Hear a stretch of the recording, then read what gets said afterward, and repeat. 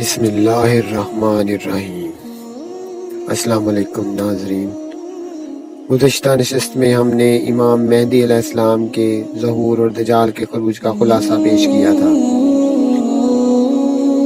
آج کی نشست میں ہم خروج دجال کی نشانیوں کا ذکر کریں گے۔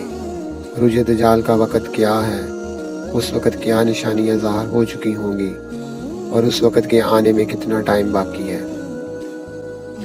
محترم ناظرین، حضرت انس رضی اللہ تعالی عنہ سے روایت ہے، کوئی شہر ایسا نہیں جس کو دجال نہ روندے سوائے مکہ مکرمہ اور مدینہ منورہ کے، کہ ان کے ہر درے پر صفیں باندھے ملائکہ حفاظت کا فریضہ سر انجام دے رہے ہوں گے۔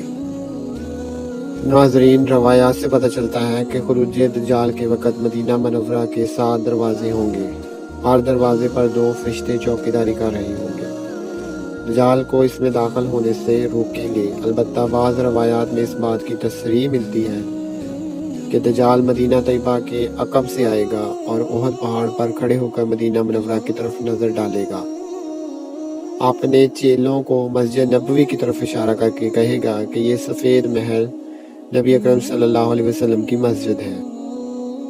محترم ناظرین، جن حضرات کو مسجد نبوی کی زیارت کا موقع ملا ہے وہ اس بات کو بخوبی جانتے ہیں اور سمجھتے ہیں کہ مسجد نبوی باہر سے دور کھڑے ہوئے آدمی کو ایک حقیقی سفید محل محسوس ہوتی ہے، خاص طور پر جبل احد پر چڑھ کر اس بات کی تصدیق کرنا کچھ اور ہی زیادہ مشکل ہو جاتا ہے۔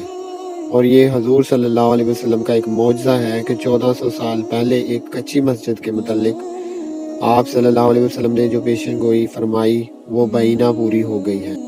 بخاری شریف میں حضرت ابو بکر رضی اللہ تعالیٰ عنہ سے روایت ہے کہ مدینہ منورہ میں مسیح دجال کا روپ نہیں پہنچ سکے گا، اور مدینہ منورہ کے اس دن 7 دروازے ہوں گے اور ہر دروازے پر 2 فرشتے پہرا دے رہے ہوں گے۔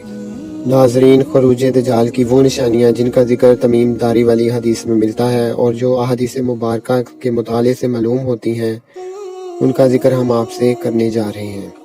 خروج دجال کی سب سے اہم علامت حضرت امام مہدی علیہ السلام کا ظہور ہے، اور یہ ایک کھلی اور روشن علامت ہے جس کو دیکھ کر ہر انسان اندازہ لگا سکے گا کہ اب دجال کے نکلنے کا وقت آ گیا ہے۔ اس کے علاوہ نخل بیسان پر پھل لگنا بند ہو جانا۔ آج کل بیسان نہر اردن کے قریب حدود فلسطین میں واقع ہے۔ خروج دجال سے قبل اس کے درختوں پر پھل آنا بند ہو جائے گا۔ تیسری نشانی بحیرہ تبریہ کا پانی خشک ہو جانا۔ بحیرہ تبریہ کا پانی مسلسل کم ہوتا جا رہا ہے اور اب اس کا پانی خشک ہونے کے بالکل قریب ہے۔ چوتھی نشانی جو ہے وہ ہے دین میں کمزوری کا آ جانا اور آپس میں بغض اور نفرت کا پھیل جانا۔ معمر بن راشد نے اپنی ایک جامعہ میں قتادہ سے نقل کیا ہے کہ ایک دن کوفے میں ایک منادی نے ندا لگائی کہ دجال نکل آیا ہے۔ ایک آدمی حضرت حذیفہ بن اسید رضی اللہ تعالی عنہ کے پاس آ کر کہنے لگا کہ آپ یہاں بیٹھے ہوئے ہیں اور کوفہ والے دجال سے قتال کر رہے ہیں۔ حضرت حذیفہ رضی اللہ تعالی عنہ نے اس سے فرمایا کہ بیٹھ جا۔ تھوڑی دیر کے بعد ان کا سردار بھی آ گیا اور آ کر کہنے لگا کہ آپ دونوں یہاں بیٹھے ہیں اور ادھر کوفہ والے دجال سے نیزہ بازی کر رہے ہیں۔ حضرت حذیفہ رضی اللہ تعالی عنہ نے اس سے بھی فرمایا کہ بیٹھ جا۔ تھوڑی دیر بعد ایک شخص نے آ کر کہا کہ وہ ایک جھوٹی خبر تھی۔ اس شخص نے حضرت حذیفہ رضی اللہ تعالیٰ عنہ سے کہا کہ آپ ہمیں دجال کے متعلق کوئی حدیث سنائیں، کیونکہ آپ ہمیں اس کے متعلق کوئی علم رکھے بغیر نہیں روک سکتے۔ حضرت حذیفہ رضی اللہ تعالیٰ عنہ نے فرمایا کہ اگر آج دجال نکل آئے تو بچے ہی اس کو کنکریاں مار مار کر زمین میں دفن کر دیں۔ وہ تو نکلے گا ہی اس وقت جب لوگوں کی تعداد کم، طعام کی اشیاء ناقص اور آپس میں ناچاکی اور دین میں خفت آ جائے گی، اور اس کے لیے زمین کو اس طرح لپیٹ دیا جائے گا جیسے مینڈے کی پوستین لپیٹ دی جاتی ہے۔ 5ویں نشانی جو ہے وہ ہے چشمہ زگر کا پانی خشک ہو جانا۔ 6ٹھی نشانی ہے قسطنطنیہ کا فتح ہو جانا۔ سنن ابی داؤد میں حضرت معاذ بن جبل رضی اللہ تعالیٰ عنہ سے مروی ہے کہ حضور صلی اللہ علیہ وسلم نے فرمایا، بیت المقدس کا آباد ہو جانا گویا مدینہ کا ویران ہونا ہے، اور مدینہ کی ویرانی جنگوں کی علامت ہے، اور جنگوں کا ہونا فتح قسطنطنیہ کا پیش خیمہ ہے۔ اور قسطنطنیہ کا فتح ہو جانا گویا دجال کا نکل آنا ہے۔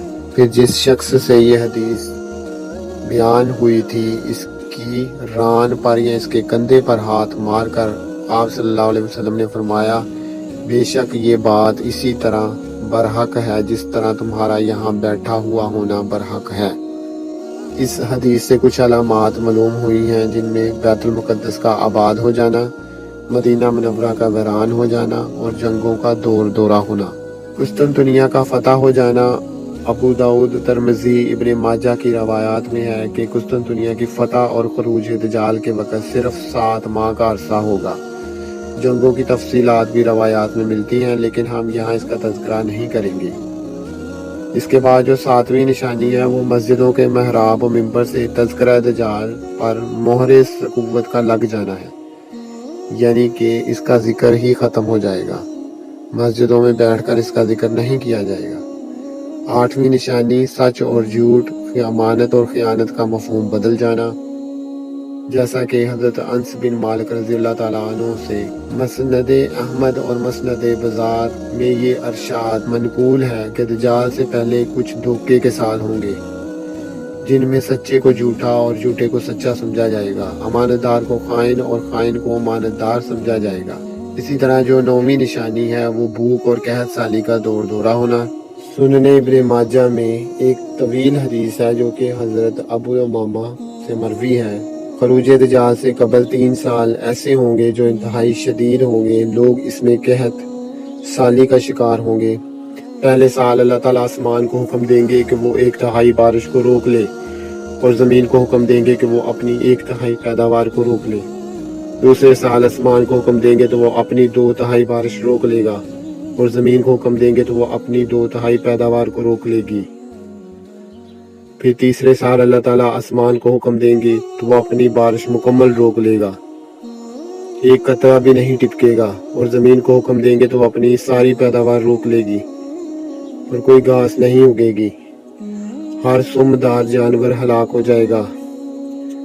صحابہ اکرام رضوان اللہ اجمعین نے پوچھا کہ اس زمانے میں پھر لوگوں کو کیا چیز زندہ رکھے گی؟ فرمایا کہ تحلیل و تکبیر اور تسبیح کھانے کی جگہ کام دے گی۔ 10ویں نشانی جو ہے وہ عربوں کی تعداد کا کم ہو جانا ہے۔ روایات سے معلوم ہوتا ہے کہ خروج دجال کے وقت اہل عرب بہت کم ہوں گے اور اہل عجم کی بھرمار ہوگی۔ اور 11ویں نشانی ہے رومیوں کی تعداد میں اضافہ۔ مسلم شریف کی حدیث میں معلوم ہوتا ہے کہ قیامت کے قریب رومیوں کی تعداد میں انتہائی کثرت ہو جائے گی، چنانچہ موجودہ حالات میں عیسائیوں کی کثرت کسی پر مخفی نہیں ہے۔ مسجد نبوی کے منبر پر خطیبوں کے خطیب، اماموں کے امام، رسولوں کے رسول، نبیوں کے نبی اور مخلوقات خداوندی کے جان و جگر کھڑے ہو کر اپنے ارشادات عالیہ سے قلوب و ایمان، ہدایت کی صفائی اور جلا بخشتے رہے، آنے والے فتنوں سے ڈراتے اور آگاہ کرتے رہے۔ آپ صلی اللہ علیہ وسلم اسی منبر پر رونق افروز ہوئے اور ایک تاریخی خطبہ دیا۔ اس خطبے کے کچھ اجزاء تاریخ میں محفوظ ہیں۔ جب سے اللہ تعالیٰ نے ذریت آدم کو پھیلایا ہے، زمین میں فتنہ دجال سے بڑا کوئی فتنہ نہیں ہوا۔ اللہ نے جس نبی کو بھی مبعوث فرمایا، اس نے اپنی امت کو دجال سے ضرور ڈرایا۔ میں آخری نبی ہوں اور تم آخری امت، لہذا لا محالہ اس کا خروج تم ہی میں ہوگا۔ اگر وہ میری موجودگی میں آیا تو میں ہر مسلمان کی طرف سے دفاع کرنے والا موجود ہوں، اور اگر وہ میرے بعد نکلے تو پھر ہر آدمی اپنا دفاع خود کرے گا۔ اللہ تعالیٰ میرا خلیفہ ہے ہر مسلمان کے لیے۔ دجال شام اور عراق کے درمیان ایک راستے سے خروج کرے گا، دائیں بائیں فساد پھیلاتا رہے گا۔ سو اے اللہ کے بندو، ثابت قدم رہنا۔ میں تمہارے سامنے اس کی بعض ایسی صفات بھی ذکر کیے دیتا ہوں جو مجھ سے پہلے کسی نبی نے ذکر نہیں کی۔ ابتدا میں دجال نبوت کا دعویٰ کرے گا، حالانکہ میرے بعد کوئی نبی نہیں آ سکتا۔ پھر دوسرے نمبر پر وہ ربوبیت کا دعویٰ کر بیٹھے گا، حالانکہ تم لوگ مرنے سے پہلے اپنے رب کو نہیں دیکھ سکتے۔ یاد رکھو کہ دجال کانا ہوگا، تمہارے رب کانا نہیں ہے۔ اس کی دونوں آنکھوں کے درمیان کافر لکھا ہوگا، جس کو ہر مسلمان خواہ لکھنا پڑھنا جانتا ہو یا نہ جانتا ہو وہ پڑھ لے گا۔ یاد رہے کہ فتنہ فساد پھیلانے کے لیے دجال ایک لشکر ترتیب دے گا، جس کو اس بات کی کھلی اجازت ہوگی کہ وہ تمہاری دعوت کو مسترد کر دے۔ اس کو غارت اور برباد کرنے میں تم جو طریقہ مناسب سمجھو اختیار کر سکتے ہو۔ اس لشکر کا مقدمۃ الجیش اصفہان کے 70,000 یہودیوں پر مشتمل ہوگا۔ نیز اس روایت میں لفظ کاف پر حروف تہجی کی صورت میں نہیں آیا اور دوسری روایات میں کاف رے کی صورت میں آیا ہے۔ دجال کا ایک فتنہ یہ ہوگا کہ اس کے ساتھ جنت و جہنم بھی ہوگی۔ حقیقت میں اس کی جنت جہنم ہوگی اور جہنم جنت ہوگی۔ جو شخص اس کی جہنم میں مبتلا کیا جائے گا، اس کو چاہیے کہ وہ اللہ سے مدد مانگے اور سورہ کہف کی ابتدائی آیات پڑھ لے۔ اس کی برکت سے وہ آگ اس کے لیے ٹھنڈک اور سلامتی کا ذریعہ بن جائے گی، جیسا کہ حضرت ابراہیم علیہ السلام کے لیے ہوئی تھی۔ دجال کا ایک فتنہ یہ بھی ہوگا کہ وہ ایک دیہاتی سے کہے گا کہ یہ تو بتا کہ اگر میں تیرے ماں باپ کو دوبارہ زندہ کر دوں تو کیا تو مجھے اپنا رب ماننے کی شہادت دے گا؟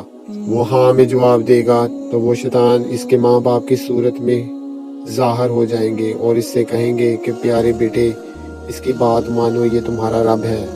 دجال کا ایک فتنہ یہ ہوگا کہ اس کو ایک جان پر تسلط دیا جائے گا جس کو وہ آرے کے ذریعے چیر کر قتل کر کے اس کے 2 ٹکڑے کر ڈالے گا اور کہے گا کہ میرے اس بندے کو دیکھو کہ اب میں اس کو دوبارہ کس طرح زندہ کرتا ہوں۔